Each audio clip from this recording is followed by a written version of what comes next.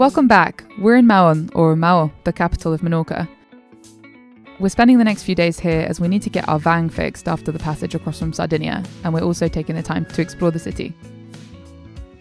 This is how cold it is here. The coconut oil is back to solid. solidified again. No. Summer is over, guys. But it does mean that the fridge is actually staying cold. Silver lining. We're gonna get these pieces straightened up, hopefully, and we're gonna drill these holes bigger so we can re-tap new holes into the mast. Or at least that's the plan. So we have a Ferry bearing ferry down coming. this. That's terrifying. Holy moly. So cool. I did not expect the ferry to be all the way down in here. So big. You can't really tell on camera, but it's really big. Let's go touch the butt.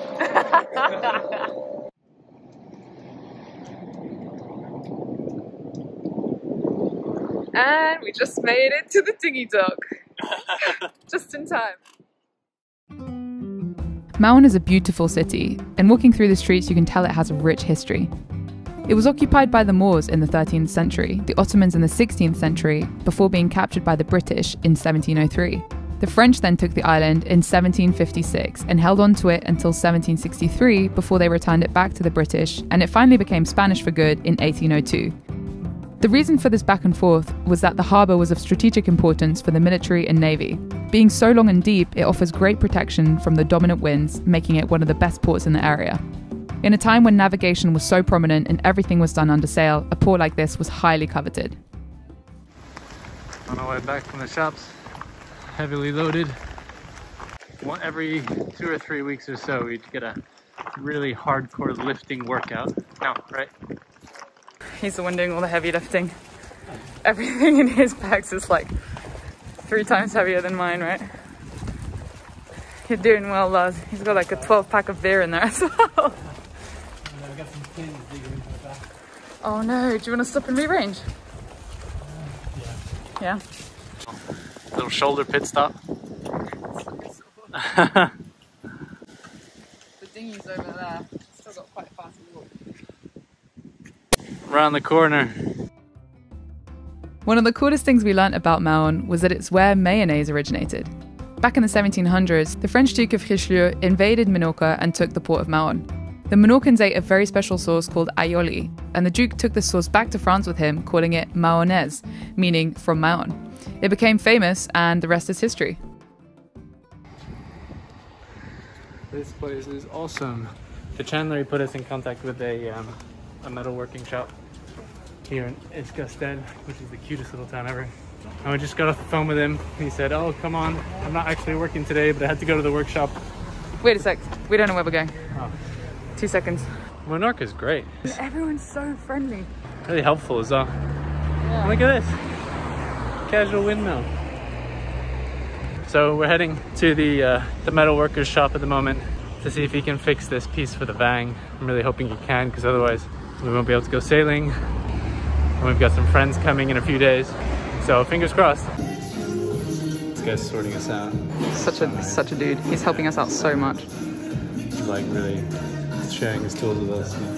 Yeah. He looked at my die and tap set that I bought. He's like, "This is a piece of shit. You can't you can't do it. You can't work with this." He's gonna sort us out. He's giving us a drill bit for it. And he's gonna fix the piece tomorrow. So nice. It's awesome. That was awesome. This guy is like the nicest guy ever. It's funny that on the way here we were saying how nice everyone here is. So true. And then like it just gets upped every time. Yeah. I have no idea how much he's gonna charge us, but yeah, I me trust neither. him. He's such a cool guy. He gave us like a full tutorial on how to tap new threads into aluminium. He's lent us his ones, and where we had one, he has 3, so you go up in increments. And he also lent us some really good metal drill bits, which we didn't have. So, yeah, so we're gonna come back tomorrow and hopefully get the new piece and with the newer holes. give him and the he's stuff back. also gonna go and buy new bolts for him. We're really ill-equipped, basically. He's helping us out massively. What a nice guy.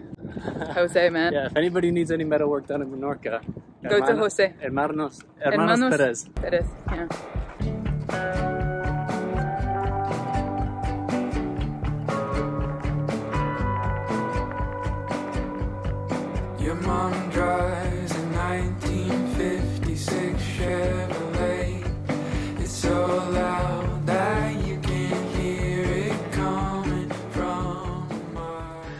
Good morning.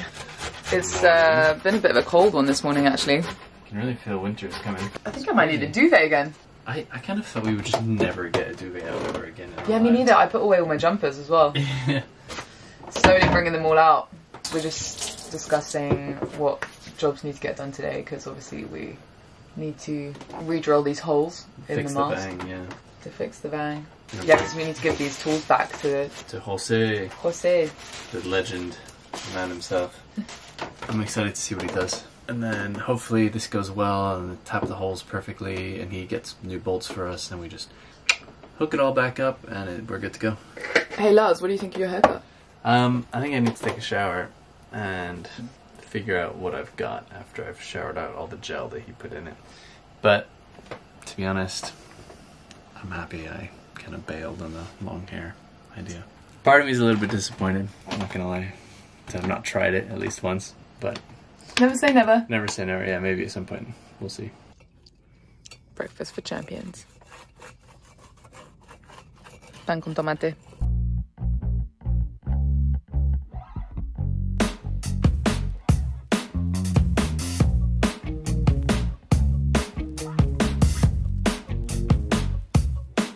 So, here we are, doing something we've never done before. Ow! So, we are tapping these new threads for the piece on the vang that bent out and stripped out when we were underway, or maybe even before. And it's going pretty well. I'm so grateful to Jose for lending us his taps, because you can just tell what quality tools. Makes it so much easier. I'm 4 down, 2 to go, and I think it's gone quite nicely. You can really see these nice new threads here. Here's the old ones, here's the new ones. One of the more frustrating things that we hadn't got used to yet is that everything here shuts at 2 p.m. and doesn't reopen until 6. So it was always a struggle for us to try and get all our errands done before everything closed. Just taking a little breather. It was a mad rush to get everything done before Spain closes at 2 o'clock. But we got butane, we got dinghy fuel, and most importantly, we got the piece for the vang. It looks great. And ice creams, obviously.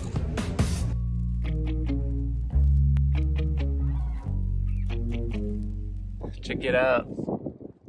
It's almost like new. I'm pretty happy with it. It still needs to be tightened up a little bit, but I'm really pleased. Given that it took about 2 or 3 days turnaround from discovering it, figuring out what to do, finding out somebody who could do it, getting them to do it, getting the piece back, installing it, I don't think that's too bad. So we've been in Mahon now for about 4 or 5 days, and we are just about to lift anchor and go to a different anchorage.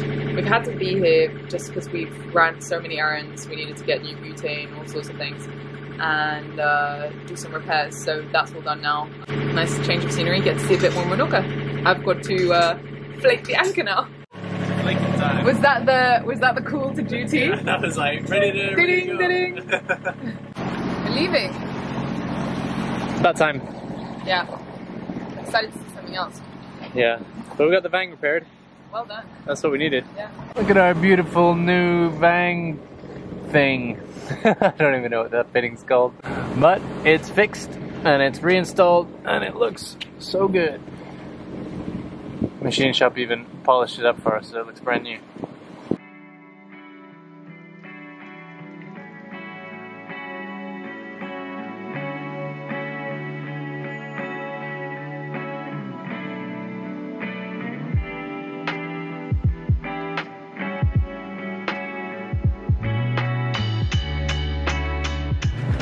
So we just got to the anchorage, and I mean, there's one other boat here.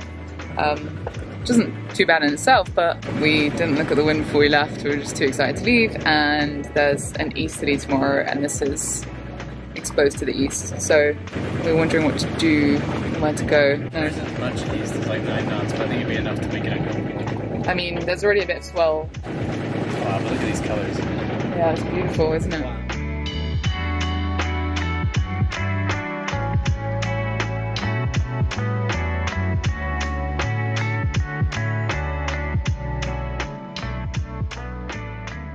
So we found another anchorage not too far away, so we're going to go in there tonight. We're debating going further, but I'm not really sure what our plan is for the next few days, so we're just going to come in here and make some dinner and have a nice chilled evening, yeah? Yeah, perfect.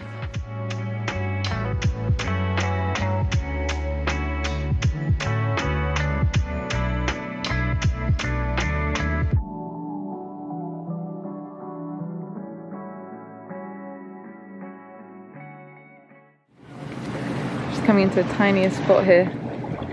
Woo! Gonna see if we can anchor here. Wow. Pretty close, right? Maybe just here. Yeah, exactly.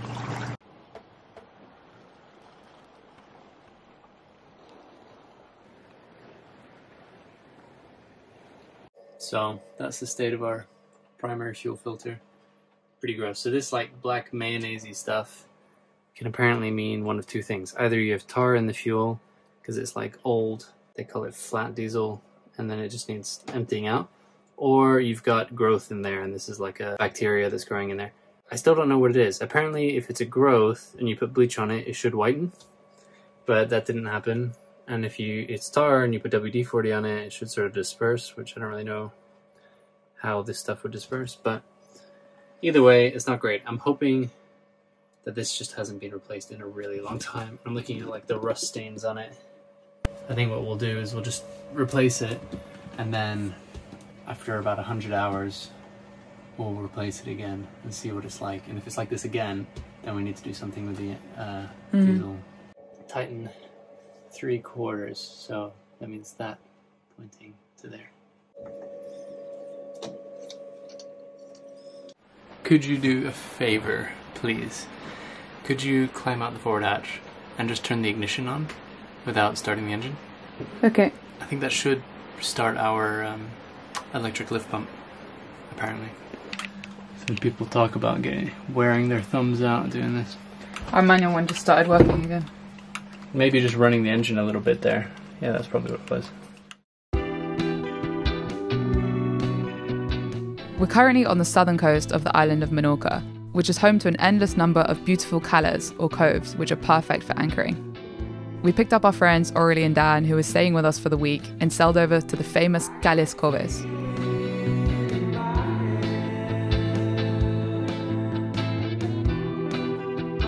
These calas are really beautiful, but they're also pretty difficult to anchor in. Busy, busy. We've got a couple of our friends here as well visiting, Ollie and Dan. They're going to be with us for the week. Shit. New crew. What happened? Sorry. Everything's run out of battery. Yeah, everything's out of battery. Good. Yes, Dan. You can do it!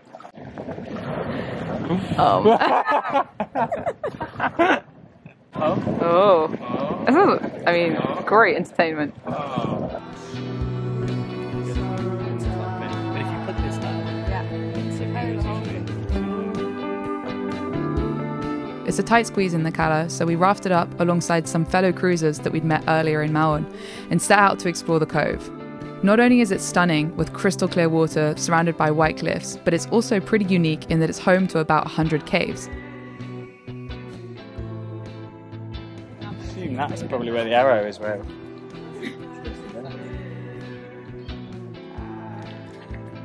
heading up to see some caves.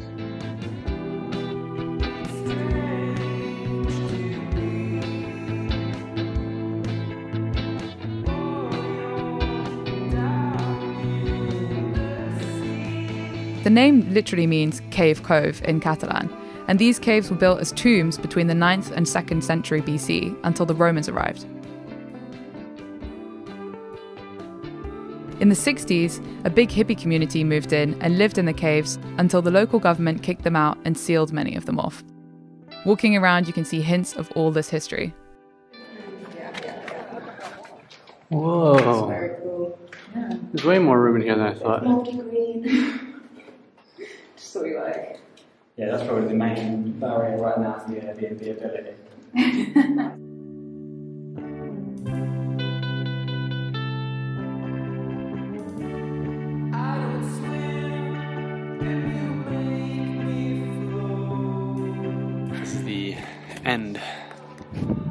cave route. of the hippie community.